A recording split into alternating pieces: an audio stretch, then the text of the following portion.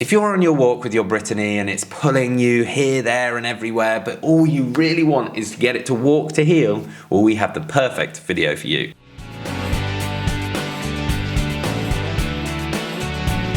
Welcome back to the Fenrir Brittany Show. My name's Joe and I'm a certified canine leader here at FenrirCanineLeaders.com. We are dedicated to helping you learn everything you could possibly want to know about the Brittany, and then how to become a high-level canine leader so you can raise your very own. So if you're new here, don't forget to subscribe and turn on that notification bell so you never miss a future upload. Going out for a walk with your Brittany should be the highlight of your day. It shouldn't be really stressful because they're pulling you all over the place. And today we're going to be tuning into a webinar that the canine behaviorist and founder of FenrirCanineLeaders.com, Will, has recorded all about how to get your dog to walk to heel. So welcome back to another quick-fire webinar. Now, whether you're working as a dog trainer and you're helping people teach their dogs to walk beautifully to heel on a loose lead, or maybe you're watching this as an owner and you want to take your skill set and knowledge to a higher level, then this webinar is for you. Now, walking a dog to heel is one of the most enjoyable experiences that you or your clients can have with their dog. Now, depending on the size of their dog, it's also, for me, incredibly important to teach people to have a dog that walks to heel so that it can just make the experience fun and enjoyable, but also safe for yourself, for your dog, for other dogs and for other people. So walking to heel is incredibly important. Yeah, it's something that so many people struggle with and just simply give up on, and it doesn't need to be difficult. So that is exactly what we're going to talk about today.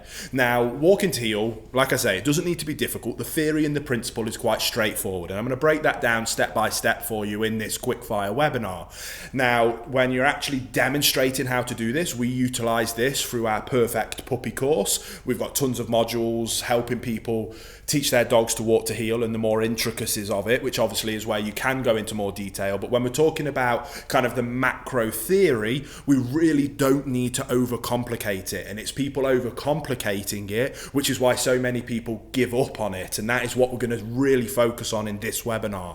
Now, before you dive into actually working with the dog or helping your clients work with their dogs, exercise is always so important. It's something that I bang on about all of the time, because not only is it amazing for a variety of different issues, more from a canine behaviorist point of view, but when it comes to training a dog, exercise is also a huge part of that as well. As a tired dog is just so much easier to work with than a really hyperactive, distracted dog that just wants to go out and play and burn off that energy. Now, when we're talking about very young puppies, we have to find that balance. We don't want to absolutely blast them with exercise so that they're falling asleep, but we don't want that kind of crazy hyperactivity that comes with puppies. Finding that middle balance is always nice. So as always, exercise. It's the most important part of owning a dog. Let's get that right first, and then you're just going to make the task so much easier.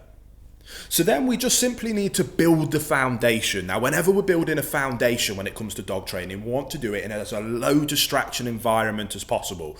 We lay that rock solid foundation of whatever it is that we're trying to teach so that we can then build up on that foundation and scale and grow as we move with that behavior that we've now taught the dog. So when we're teaching a puppy to walk to heel, that foundation layer we want to do inside with as little distractions as possible. Turn everything off, make sure the kids aren't in the room, make sure there's no other dogs in the room. We want to have that dog laser focused. The task here is that we need to associate walking with being on our left hand side. That's all we want. It's just simply letting them know that this term, if we're using the term heel, means I want you here on my left hand side, regardless of whether we're standing still, whether we're moving, whether we're turning directions, it doesn't matter, but I want you here on my left hand side.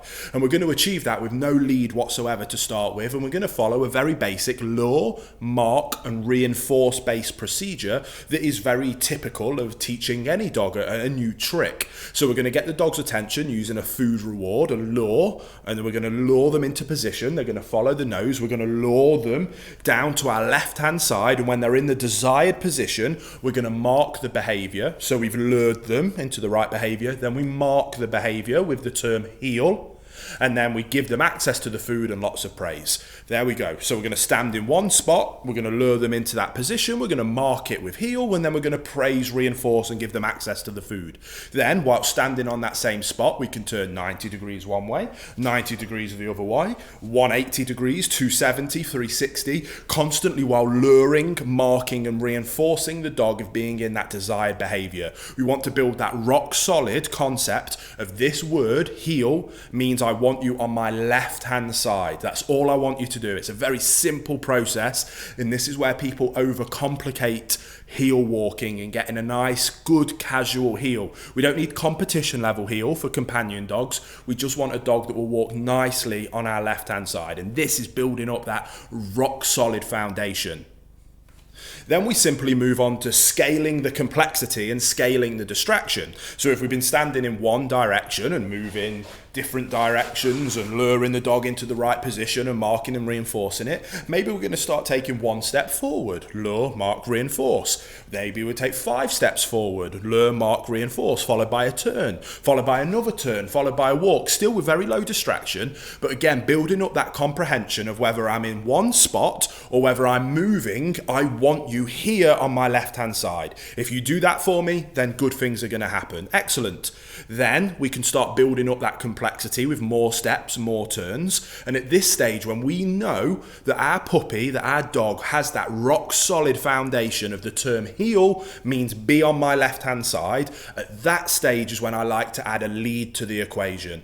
Then we're going to carry on drilling the same things. We want to associate that lead with being here on my left-hand side. Too many people get a lead and they just ruin the relationship with the lead from day one by slapping them on it, letting them bounce all over the place, go wherever they want, and then they get confused why the dog is confused, that now you don't want them to do that, you want them to walk nicely to heel, but we've spent the last 6 months being able to go anywhere we want on the lead. We want to have that rock solid foundation and then that rock solid comprehension and that link that heel, that lead means heel, and heel means be on my left-hand side. And we scale the complexity, we scale the distractions. We start to do it outside in a low distraction environment. We then start to do it in a very quiet road on a pavement or sidewalk, then slightly busier roads. Then we might want to do it where there's other people around or dogs at a far distance. And then we slowly start bringing up the distraction level till over time, weeks after weeks and months after months, we can do this same process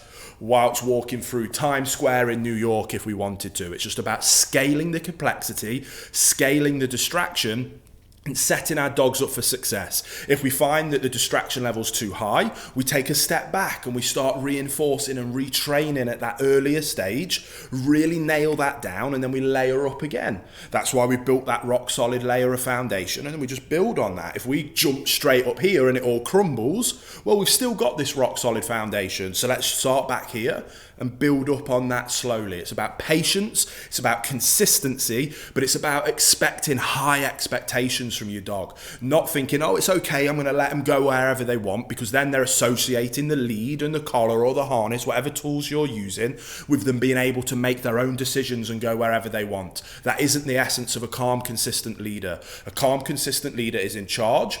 I am leading the way, and I want you simply to be on my left-hand side following me, looking up to me for guidance and direction. If you do that, amazing, positive, brilliant things are going to happen. And we're just going to set them up for success, not up for failure. And we're going to set high boundaries, high expectations, and we're going to build up to it slowly but surely. While we're socializing our dogs in the big wide world, we don't need to necessarily put them on a lead and a collar and let them have free roam. We can carry them while they're young until they've had their injections, and then when we go out we can put them maybe on a long line so that we're not necessarily associating the short lead with being able to go where you want. The long line means now you've got free access and free rein, but when you're on this short lead that is our healing lead, they're creating that association with, okay, I'm on this lead, I know what that means I need to be on the left hand side of boss, and if I'm there, good things are going to happen and we're going to move. If the dog pulls, we're simply going to stop, we're going to turn around, we're going to lure them back into the right position, turn around again and move forward. If we find that the distractions are too high, you failed, not the dog. You expected too much too soon. So we're going to bring it back and slowly start to build it up, drilling it, working it every single day with incredible levels of consistency. That's how we achieve it. If you need more information, maybe if you're an owner, there'll be a link to the Perfect Puppy course down in the description box below where we do break this down in much more detail. But I hope that gives you that kind of big overarching picture and principle to at least get you started. There you have it, guys. Some really useful information from Will there, all about how to get your Brittany to walk to heel. I really hope you enjoyed today's video. If so, get involved in the comments down below, as we would love to hear from you. Don't forget to subscribe and turn on that notification bell, as we have 2 dedicated videos coming here every single week. So I can't wait to see you in the next episode of the Fenrir Brittany Show.